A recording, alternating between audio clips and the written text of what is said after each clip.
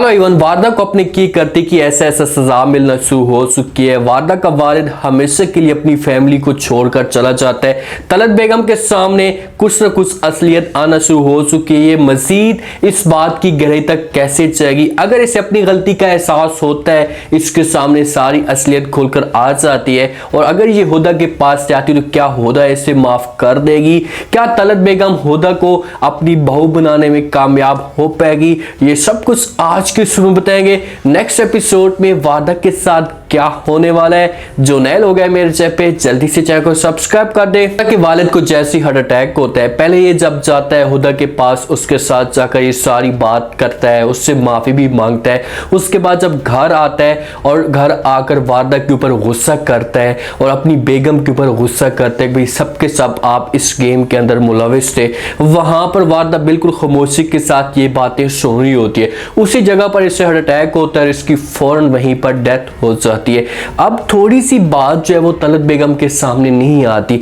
तलत बेगम इस मामले पे बड़ी अपसेट है कि आखिरकार कैसे इसकी डेथ हो गई है। ये अचानक हुदा के पास गया है, उसके बाद मुलाकात करके आया है और ये वादा के ऊपर शोर मचाना शुरू कर देता है, इसके ऊपर गुस्सा करता है, इससे नाराज होकर जाता है। तो इसके पीछे कोई बड़ी वजह हो सकती है। इसी वजह से डेथ के बाद जो जैसी टाइम गुजरता है, बाद में जो वादा के पास आती है माँ और आकर बात करती है, उसे पूछने की कोशिश करती है, कहती है बेटा मैं आपसे एक बात करना चाहती हूँ।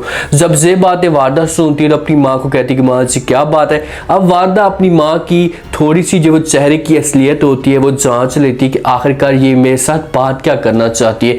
थोड़ा सा जो है वो मूड में अपनी माँ से पूछती है कि भाई क्या बात है आप बताएं। तो आगे से तलत बेगम कहती है कि भाई मुझे ये बताओ कि तुम भी जो अपने वालिद के साथ वहां पर मौजूद थी, तुम्हारा वालिद हुदा के पास गया था, वहां पर क्या बात हुई थी जिस पर तुम्हारे वालिद की डेथ हुई है।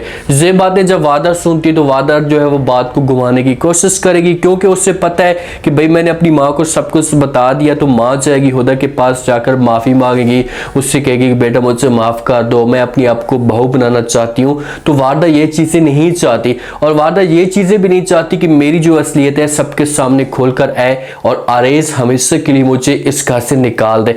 वादा मुकम्मल तौर पर फंस चुकी है, इसके ऊपर सारा का सारा समझो कि एक लोड आ चुका है। अजमेर भी अपनी फैमिली को हमेशा के लिए छोड़कर चला गया है। तलत बेगम बार बार इससे पूछेगी, से बात को घुमा देगी किसी और तरफ, लेकिन अपनी माँ को जो है वो सारी असलियत नहीं बताएगी। अब शहीर के वालिद की भी जो हालत है वो बड़ी खराब होती है, क्योंकि एक भाई था, एक सपोर्ट था। पहले हुदा का वालिद चला गया हमेशा के लिए, उसके बाद फिर अजमेर का वालिद चला गया। तो इसी वजह से बड़ा परेशान होता है कि यार ऐसे ऐसे ये सारे के सारे जा चुके हैं, उन्हें भी खुशी नहीं देखी, क्योंकि अभी भी खुशी का वक्त था। अजमेर और महम की जो शादियों की तैयारियां शुरू हो चुकी थी, हर तरफ जो शोर शराबा था। अजमेर के सामने जब असलियत आई है तो अजमेर भी अपनी फैमिली को इनकार करके चला गया। इसी वजह से सारे के सारे घर वाले जो है वो परेशान होते हैं। शहीर के पास माँ आती है और आकर इसके साथ बात करती है, कहती है बेटा अब आपके ऊपर जो वो सारी की सारी जिम्मेदारी है, आप काम को जो वो सही तरीके से फोकस करें, उसके ऊपर तवज्जो दें।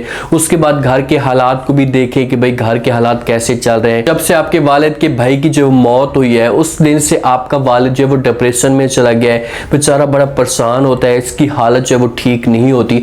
जब शहीर ये बातें सुनता है तो अपनी माँ को जो कहता है कि माँ जी आपको परेशान होने की कोई भी जरूरत नहीं है, ये कुदरती निज़ाम है, इसकी जो वो नेचर में ऐसा होता है, ऐसा ऐसा जो है वो सेट हो जाएगा।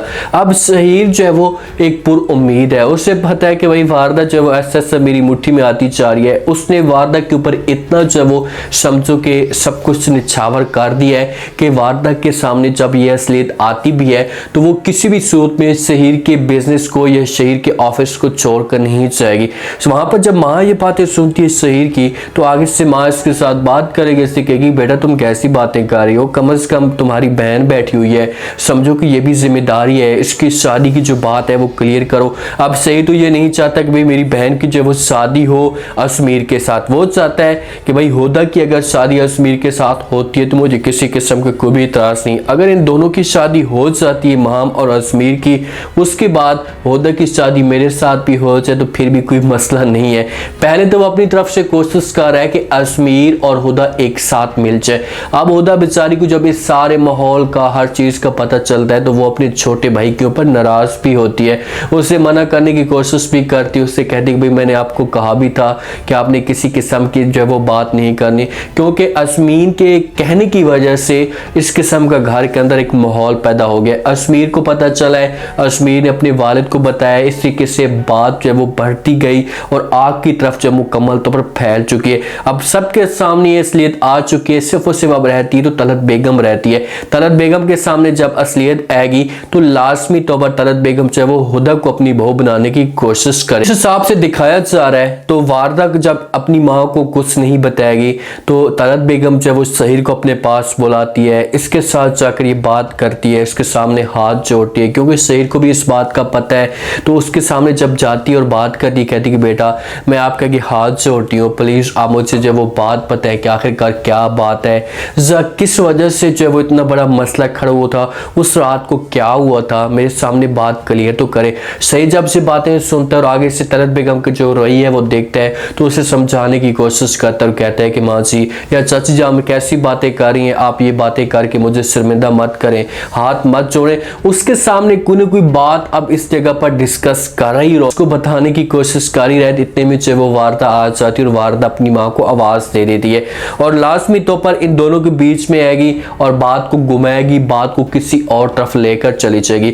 वारदा नहीं चाहती, हो सकता है, मुझे तो ऐसा लगता है कि वारदा अपनी माँ को मारने की कोशिश भी करेगी। उसे कहेगी कि भाई एक तू ही रह चुकी है, तू ही इस दुनिया से जा, उसके बाद जो इस घर में अयाशी जो है वो मेरी हो जाएगी, मैं सुकून के साथ जिंदगी जो है वो गुजारूंगी। क्योंकि उसे पता है कि जब माँ को पता चल गया तो माँ ने जो है वो शोर मचाने की कोशिश करनी है और इस तरीके से आरिज़ को पता चल जाएगा, आरिज़ को, और आरिज़ ने जो वो मुझे घर से निकाल देना है, सब मुझे तलाक दे देनी है। और ये चीज़ें वारदा बिल्कुल भी नहीं चाहती, इस वजह से वो बात को जो वो छुपाने की कोशिश कर रही है। लेकिन कब तक ये बात छुपेगी, ऐसा सब बात इस हिसाब से अब आगे आना शुरू हो चुकी है कि समझो कि जिसको पता भी नहीं था ना उसको भी पता लगना शुरू हो चुका है। और हो सकता है कि तलत बेगम हुदा के पास खुद आए और इसके साथ आकर बात करे, इससे पूछे कि भाई आप बताएं मुझसे कि क्या बात हुई थी। और जब इसे इस बात का पता चलेगा तो फिर ये लास्ट में तो पर हुदा के पास जाएगी और जाकर माफ़ी भी मांगेगी। अब देखना चाहिए कि ड्रामे का जो वो एंड है वो किस तरीके से दिखाया जा सकता है, क्योंकि ड्रामा फंस चुका है। अजमीर को भी अपनी गलती का एहसास हो चुका है और वो भी चाहता है कि किसी तरीके से मैं हुदा के पास जाऊं और जाकर माफ़ी मांगूं और जाकर हुदा जो वो मुझे माफ़ कर दे और मेरी इसके साथ शादी हो जाए। सहीर के भी जो ख्वाब थे वो पूरे होना शुरू हो चुके हैं, उसकी एक उम्मीद थी वो भी लगना शुरू हो चुकी है।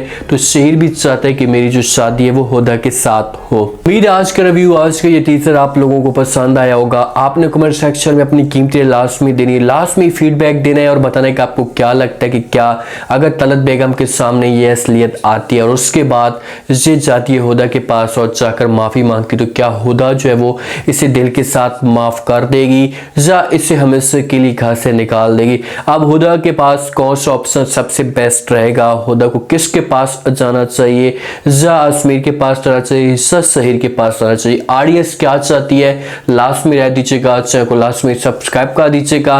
अपना खास ख्याल करें, दुआओं में याद रखें। मुझे दीजिए इजाज़त, अल्लाह हाफिज़।